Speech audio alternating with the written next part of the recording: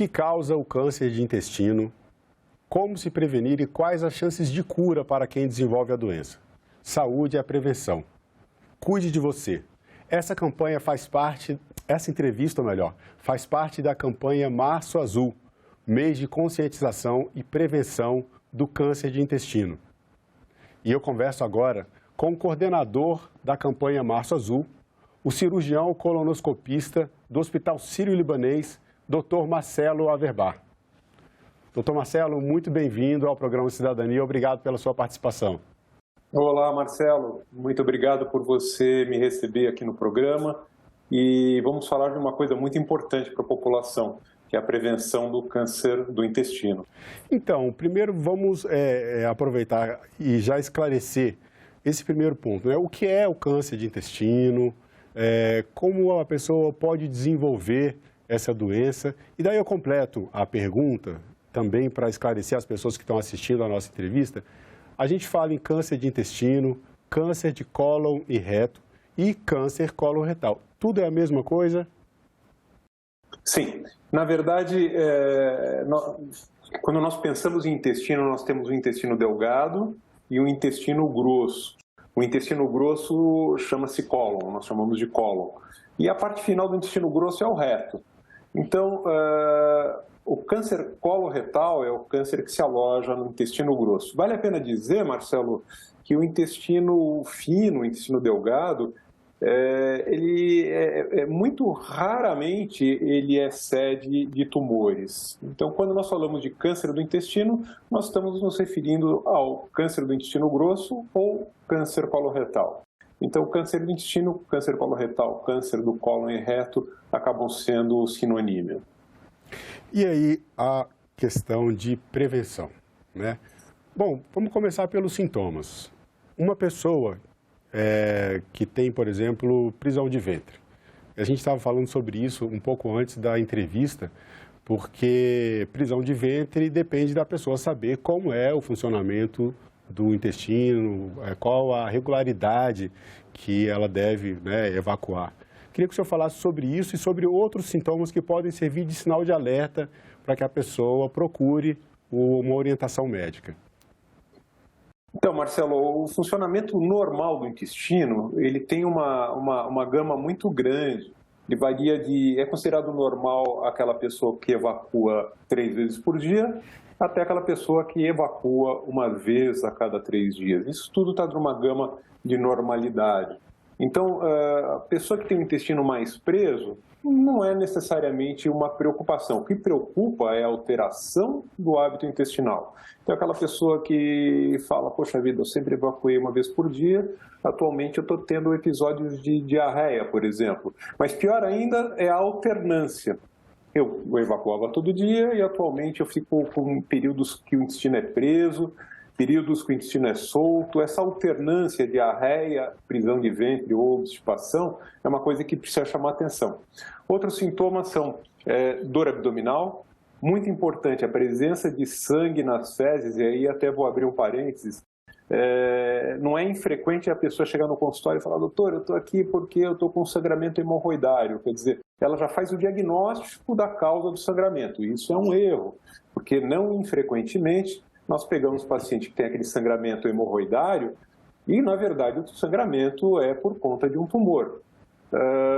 Dor abdominal, perda de peso sem um motivo aparente, anemia, cansaço, tudo isso deve ser valorizado pelo paciente. Não deve-se evitar o autodiagnóstico. Uma outra questão, em relação à faixa etária, gênero, existe algum grupo mais propenso a desenvolver a doença? Existe uma faixa etária a partir da qual as pessoas devem se preocupar? Aquelas pessoas mais jovens não deveriam, ou pelo menos não precisam se preocupar tanto com isso? Como é que fica como é que a gente definiria, em linhas gerais, o grupo de pessoas, os perfis, o perfil desse grupo de pessoas que deve começar a ter mais preocupação com o câncer de intestino? Então, inicialmente, em relação ao gênero, nós sabemos que o câncer coloretal ele acontece tanto em homens quanto em mulheres. E ele é muito prevalente. No Brasil, no nosso meio, ele é o segundo em mulheres perdendo para o câncer de mama, e ele é o segundo em homens também, perdendo para o câncer de próstata. Então, ele é muito frequente tanto em homens quanto em mulheres.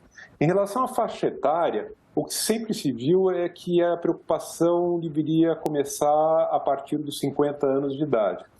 Só que, mais recentemente, o que se observou é um aumento do câncer em populações um pouco mais jovens, isso é, a partir dos 45 anos. Talvez isso daí, Marcelo, seja por conta de hábitos de vida. Então, aqueles alimentos processados, excesso de gordura, uma quantidade pequena de fibras, hábitos de vida, o sedentarismo, alcoolismo, tabagismo, tudo isso aumentando a chance daquele indivíduo mais jovem de ter um tumor. Então, existe essa tendência do tumor coloretal acometer pessoas mais jovens, e quando acomete, é principalmente o reto. O reto é o local que existe um aumento maior nessa população mais jovem. O senhor falou em alimentação. Esse é um dos pontos que a gente conversava também antes da entrevista, é um dos pontos de atenção também da campanha Março Azul. Alimento pobre em fibras. Vamos explicar para as pessoas como ter um alimento, uma alimentação melhor, rica em fibras e que tipo de alimentos devem ser evitados, porque essa questão da faixa etária, às vezes a pessoa está ali nos seus 30 anos, mais jovem, e pensa que não, mas se chega nos 46 desenvolvendo uma doença como essa, isso é construído ao longo do tempo, né? Então, o cuidado com a alimentação tem que ser desde cedo. Marcelo, perfeita a sua colocação. Não adianta a pessoa no final da vida querer ter um hábito de alimentação mais saudável. Isso aí começa já na juventude. Então, quer dizer, uma dieta rica em fibras. O que são as fibras? São fibras vegetais. Se a gente lembrar lá de trás, ainda do ginasial, tal, nós temos uma diferença entre as células animais e as células vegetais. As células vegetais, elas têm uma coisa chamada parede celular, que é composto basicamente por celulose. A celulose, ela não é digerida, portanto, ela não é absorvida, e isso daí serve como formação do bolo fecal. Então, a celulose, as fibras vegetais, elas, na verdade, compõem o bolo fecal. Então, uma dieta rica em fibras, ela faz com que o indivíduo tenha um bolo fecal maior, um trânsito mais rápido, mais acelerado. Juntamente com isso, é muito importante a água, porque essas fibras vegetais, elas provocam um funcionamento do intestino basicamente por conta de osmose, por puxar a água para dentro da luz intestinal, fazendo com que o hábito intestinal seja o mais saudável possível. Então, fibras, muito importante. Lembrando, verduras, legumes, laranja com bagaço, por exemplo. O bagaço da laranja, ele não é absorvido, é aquela coisa fibrosa, né? Então, tudo isso daí favorecendo a formação do bolo fecal. E os hábitos de exercícios físicos? O sedentarismo é outro problema também, um problema contemporâneo, né? As pessoas vão ficando mais sedentárias, a vida moderna traz muitas facilidades para isso, e às vezes até por conta do dia a dia, trabalho, a pessoa se movimenta para sair, vai para o carro, vai para o transporte público, chega no seu trabalho, passa o dia inteiro parado, volta à tarde e não tem um tempinho para fazer atividade física. Qual é o impacto disso para o risco de desenvolvimento do câncer de intestino? O impacto é absolutamente real. Tem alguns hábitos de vida que são muito impactantes na formação do câncer. Então, se nós formos pensar, basicamente, a atividade física, o sedentarismo é prejudicial no sentido de aumentar a possibilidade do desenvolvimento de um tumor. Tabagismo e alcoolismo são dois hábitos de vida que também impactam negativamente na formação, na possibilidade de haver um tumor coloretal. Enfim, o que nós preconizamos realmente é que a pessoa tenha uma atividade física mínima durante os seus dias. Doutor Marcelo, eu quero abrir um pouco agora um parêntese nessa nossa entrevista, porque o senhor tem uma trajetória na medicina que é bastante interessante. E o senhor teve uma experiência que eu acredito que muitos poucos médicos tenham tido. E dentro dentro do tema do que a gente está conversando aqui, que é o estudo e a prática cuidar dessa questão da doença, né, da doença do câncer de intestino. Eu queria que o senhor falasse um pouco sobre essa experiência que o senhor teve na cidade de Bioterra. Olha, Bioterra, eu vou deixar que o senhor apresente a cidade, porque eu imagino que das pessoas que estão vendo aqui a nossa entrevista, um ou outro vai saber que cidade é essa. O senhor teve uma experiência muito bonita em toda a região norte, diga-se de passagem, inclusive com tribos isoladas, como é o caso dos indígenas, Zoé. Conta pra gente um pouco dessa história de Bioterra, o que o senhor vivenciou lá e como isso enriqueceu o seu trabalho dentro dessa especialidade da medicina. Bom, Marcelo, eu primeiro super agradeço a pergunta, porque você levantou a bola para uma área que realmente faz meu coração bater mais depressa. Assim. Na verdade, lá nos idos de 2009, eu tive a oportunidade de fazer um trabalho embarcado no Rio Tapajós, fazendo atenção à população ribeirinha do Rio Tapajós. Foi uma semana maravilhosa que eu passei, que a partir daí algumas coisas aconteceram, entre elas o trabalho junto à comunidade indígena dos Zoés. Eles habitam no noroeste do estado do Pará, onde, diga-se de passagem, nós fizemos um trabalho ainda esta semana, um trabalho cirúrgico junto a esses indígenas. E nós montamos uma ONG chamada ONG Zoé, que visa o atendimento dessa população ribeirinha. Mas lá nos idos também, entre 2014 e 2017, nós desenvolvemos um trabalho de rastreamento do câncer coloretal na cidade chamada Belterra. Belterra é uma cidade ribeirinha, às beiras do Tapajós, é uma cidade maravilhosa. Eu recomendo que você, Marcelo, vá visitar, é muito bonita. É uma cidade que tem um padrão americano, tendo em vista que ela foi construída na época do Henry Ford. Ele veio para o Brasil, a equipe dele veio para o Brasil para plantar seringas, para obter o látex, para fazer o pneu dos seus automóveis. Uhum. E nós temos essa cidade muito bonita, apesar de uma população muito carente, uma cidade muito bonita, e o que chama atenção são os hidrantes na rua, que ainda é resquício dessa vinda dos americanos. Mas durante esses anos, entre 2014 e 2019, nós fizemos 19 expedições, Marcelo, e sempre rastreando, tentando fazer um diagnóstico precoce do câncer coloretal em indivíduos entre 50 e 70 anos. Nós rastreamos a cidade inteira de Belterra. Nós tivemos uma adesão de mais de 95%, que foi uma adesão altíssima para um trabalho como esse. E quando nós falamos em rastreamento, nós estamos buscando problema em pessoas que não têm sintomas. Então, fazendo isso, o que acontece? A gente consegue fazer um diagnóstico mais precoce, numa fase ainda curável, ou mesmo diagnosticar pequenas lesões, que são os pólipos, numa fase anterior à sua transformação maligna. E a retirada desses pólipos, o tratamento desses pólipos que a gente faz por via endoscópica, faz com que o indivíduo deixe de ter um tumor. É a real prevenção do câncer. E acho que é importante a gente saber que o câncer coloretal é o único que o rastreamento impacta de uma maneira muito forte no resultado, evitando a mortalidade, diminuindo a incidência e evitando a mortalidade, a maior mortalidade pelo câncer coloretal. E essa experiência em Belterra, no Pará, o número de pessoas dentro de toda a população que foi rastreada, como é que o senhor avalia? Foi um percentual baixo da população, um percentual alto?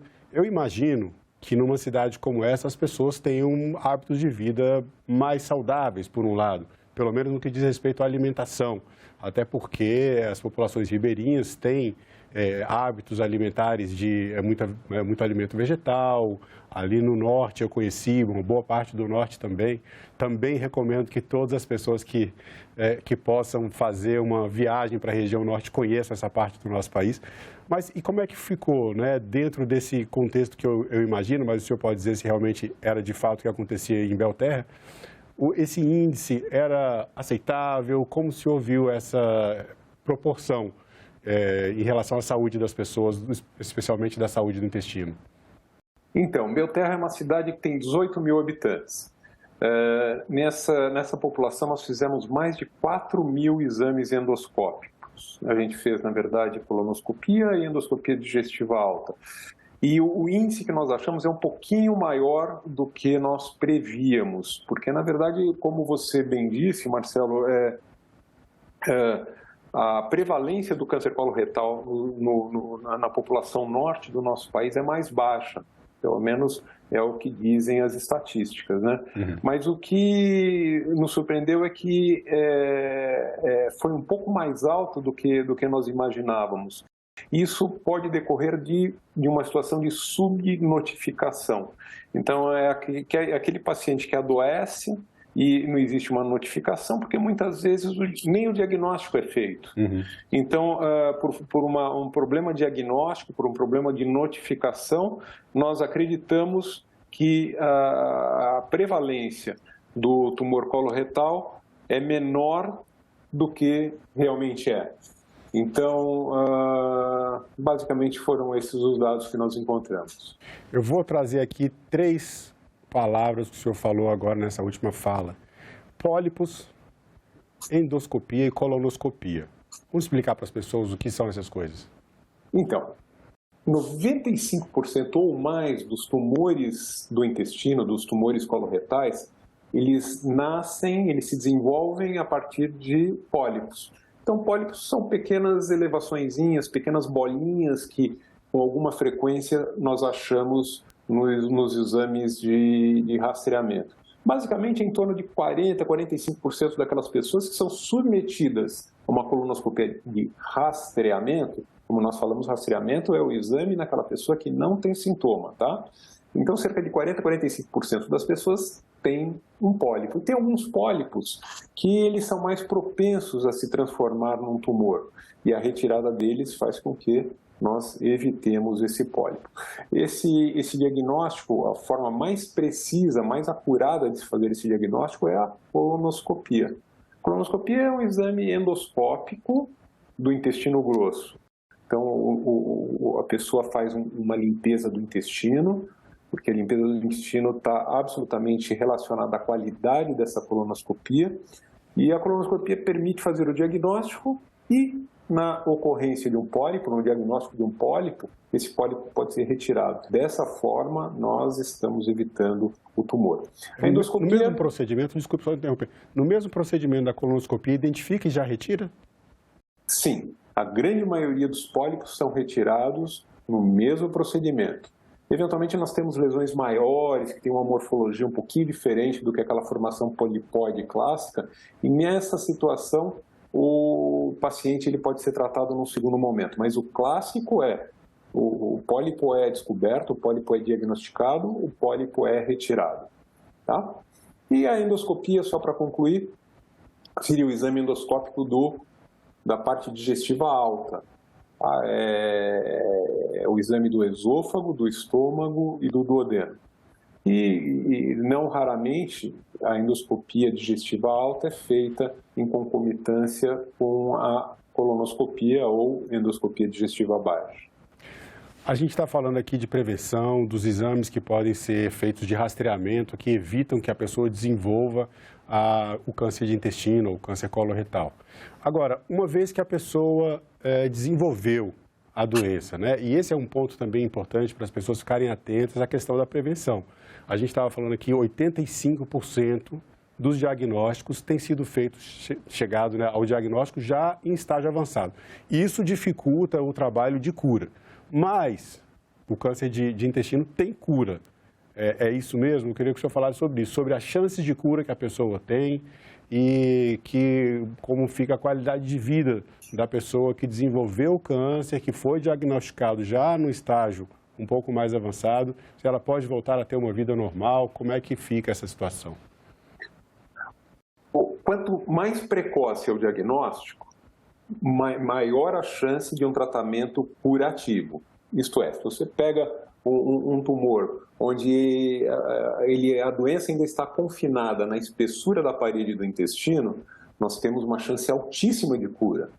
Se você pega aquele paciente onde os linfonodos também chamados de gânglios, ele já tem um comprometimento por tumor, a chance cai um pouquinho. E aqueles pacientes que já têm comprometimento de outros órgãos, cai mais um pouquinho. Então, quer dizer, a chance de cura é absolutamente dependente do estadio que o tumor é diagnosticado. E por isso que se faz o rastreamento, para você diagnosticar precocemente ou, como nós dissemos, diagnosticar ainda numa fase anterior ao câncer. E assim nós evitamos o câncer. Bom, a gente tem essa possibilidade de cura. No caso de uma pessoa que desenvolveu, como é o tratamento para curar o câncer, já considerando aquelas pessoas que deixaram avançar um pouco a doença?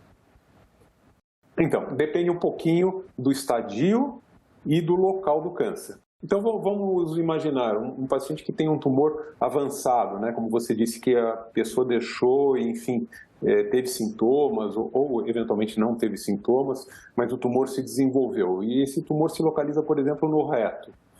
Então, nós temos um tratamento específico e algumas vezes esse paciente ele é submetido previamente a uma quimio e radioterapia, nós chamamos isso de neoadjuvância.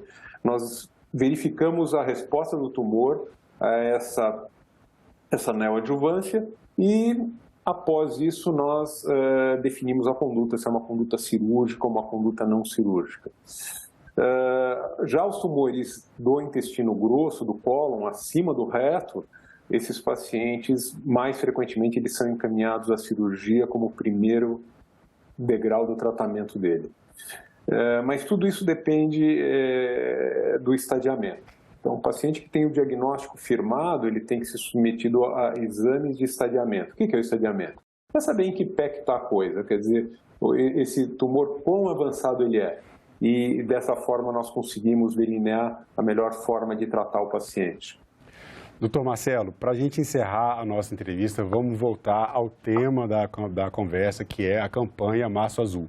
Existe um projeto de lei, o projeto de lei 5024 de 2019, que tem como proposta inserir o mês de março dentro do calendário oficial brasileiro de saúde e oficializar essa campanha Março Azul e o mês de março como mês de conscientização e prevenção do câncer de intestino. Queria que o senhor falasse sobre a importância de se oficializar essa data e que a gente fizesse um pedido. O projeto de lei foi aprovado no Senado, está na Câmara dos Deputados e falta agora apenas a aprovação da Câmara dos Deputados e a sanção presidencial para que esse mês entre no calendário oficial. O que significa para essa campanha a aprovação do projeto? Então, inicialmente, a campanha Março Azul não é uma invenção brasileira, não. Nos Estados Unidos, já há 22 anos nós temos da campanha Março Azul, e isso daí foi assinado pelo Bill Clinton, e depois isso daí se espalhou para o Canadá, a Europa, e no Brasil nós estamos lutando para que tenhamos o Março Azul há cerca de 3 anos. Isso daí que está sendo capitaneado por 3 grandes sociedades médicas, da Sociedade Brasileira de Endoscopia Digestiva, Sociedade Brasileira de Coloproctologia e a Federação Brasileira de Gastroenterologia. E por que essas grandes sociedades querem a oficialização do março como um mês dedicado à prevenção do câncer coloretal?